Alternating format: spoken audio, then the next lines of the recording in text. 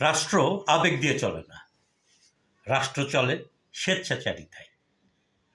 রাষ্ট্র চলে যা ইচ্ছা, যা মনে লয় শাসকের তা দিয়ে। একদম সত্য কথা। এই কথাটা এক বিন্দুও মিথ্যা না। যারা ক্ষমতায় বসবে তারা যেমন খুশি তেমন চালাবে। এরা সংবিধানের দোয়াই দিবে, কিন্তু সংবিধান কখনো মানবে না। হ্যাঁ, এটা আমরা জানি যে সংবিধান বলেছে যে জনগণের দ্বারা নির্বাচিত প্রতিনিধি সংসদে বসবে বা প্রেসিডেন্ট হবে। তাহলে এই জনগণের দ্বারা নির্বাচিত প্রতিনিধিরা কার দ্বারা, মানে যে নির্বাচন হবে সে নির্বাচন পরিচালনা করবে কে, সেটা কি সংবিধান বলে নেই? সেটা যদি বলে থাকে তাহলে সংবিধানে সেই শর্ত মেনে কি আমরা 2026 সালে ইলেকশন করেছি? সেই শর্ত মেনে আমরা কি 1977 সালের গণভোটটা করেছি? সেই সংবিধান মেনে আমরা কি আমাদের দেশের যে 13টা নির্বাচন হলো সে 13টা নির্বাচন করেছি? নাকি নির্বাচন করার জন্য আমরা সংবিধানটাকে আমাদের মতো, মানে শাসকের ইচ্ছা মতো রদবদল করে নির্বাচন করেছি? নিশ্চয় আবেগ দিয়ে দেশ চলে না, দেশ চলে স্বেচ্ছাচারিতায়।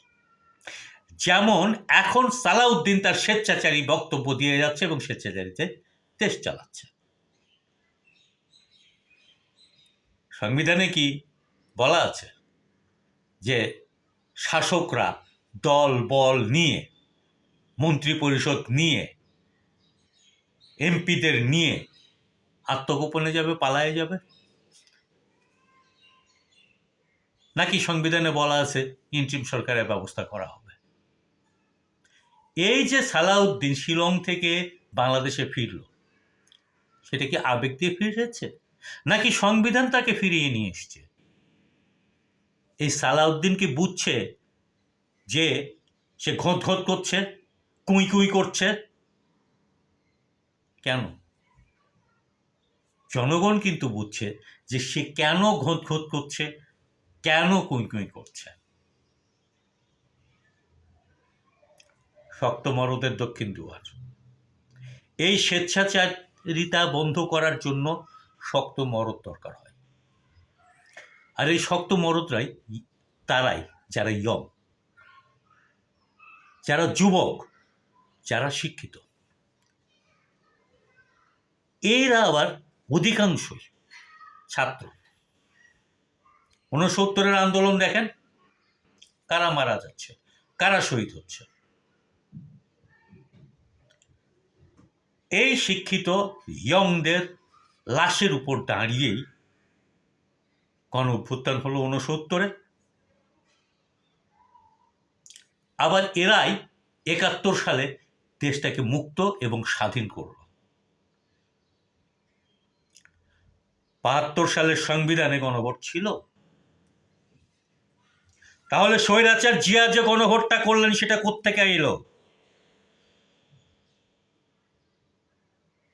হাসিনা যে নির্বাচনগুলি করলেন, এই 16-র 24-এর যে নির্বাচন, 26-এর আগে যে 24-এর নির্বাচন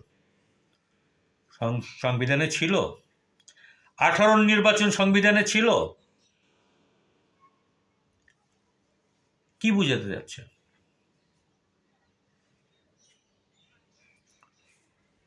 72 সালে যে সংবিধান তৈরি হলো সেটা বাংলাদেশের সংবিধান তৈরি হলো। এই সংবিধানও তো তৈরি হলো স্বেচ্ছাচারিতা দিয়ে। এই সংবিধান তৈরি করার আগে ভোট করেছিলেন? সংসদ বসেছিল? না সংসদে সংবিধান ঠিক করেছিলেন, আলোচনা করে নির্ধারণ করেছিলেন সংবিধান বানাবেন বা বানাবেন না? কোনটা? স্বাধীন বাংলাদেশে প্রথম ভোট হয় 1973 সালে। তাহলে সংবিধান আসলো কোত্থেকে? যে সংবিধান নিয়ে সালাউদ্দিনরা লাফাইতেছে সেই সংবিধান কোত্থেকে এলো? সালাউদ্দিন সত্য বলেছেন, আবেগ দিয়ে দেশ চলে না, কিন্তু পরের লাইনটা বলেননি, দেশ চলে স্বেচ্ছাচারিতা দিয়ে। সে দেশটা হয় স্বৈরাচারের দেশ রাষ্ট্রবিজ্ঞানের ভাষা। আর গণতান্ত্রিক দেশ সেটাই যে দেশটা জনগণের ইচ্ছায় চলে, জনগণের নির্বাচিত প্রতিনিধিরা চালায়। এই যে 2026-এর যে নির্বাচন, সেই নির্বাচনটা ছিল সংবিধান সংস্কারের জন্য বা জুলাই সনদের পক্ষে সংবিধান সংস্কারের জন্য গণভোট যোগ জাতীয় নির্বাচন। এটার একটাকে অস্বীকার করলে পুরোটাই অস্বীকার করা হয়। একটা দুটা ভোট হয়েছে একই দিনে একই সময়, তার একটা যদি আপনি অস্বীকার করেন তাহলে হয়তো বলতে পারেন ঘাট তাড়ামি করে, না ভাই আমি তো অর্ধেক অস্বীকার করছি। তাহলে অর্ধেক অস্বীকার করলে পুরোটাই অস্বীকার করা যায়, করতে বাধ্য। একটা মানুষের মাঝখান দিয়ে যদি কেটে দেন, দিয়ে যদি বলেন যে না আমি মাথার পার্ট নিব না, মাথাটা পচে গেছে, আমি পায়ের পার্ট নেব, চলবে? ফাত্রামি করেন। এই ফাত্রামি কেন করছেন টের পান না? আমেরিকা ভাবেন নিজেকে, তারামের মতন ইচ্ছা হলো বলে দিব যে অমুক দেশে গণতন্ত্র নাই, আমি গণতন্ত্র প্রতিষ্ঠা করব। ঠিকা নিছেন সালাউদ্দিন? আপনারা কি ঠিকা নিয়েছেন? বিএনপিতে কি সভ্য ভদ্র বোধ সম্পন্ন মানুষ নেই? সব দোষ বামরা করে, সব দোষ রাজাকাররা করে। রাজাকারকে পৃষ্ঠপোষকতা দিয়েছে কে? সংসদে যে বসে গলাবাজি করছে সেই সংসদ পুরোটাই তো রাজাকারের সংসদ, পুরোটাই রাজাকারের সংসদ। ওই সংখ্যাগরিষ্ঠতার ভিত্তিতে পুরোটাই রাজাকারের সংসদ। বর্তমানের রাজাকার যারা, তাদেরকে রাজনৈতিকভাবে প্রতিষ্ঠিত করেছে যারা, তাদের মধ্যে বিএনপি একজন।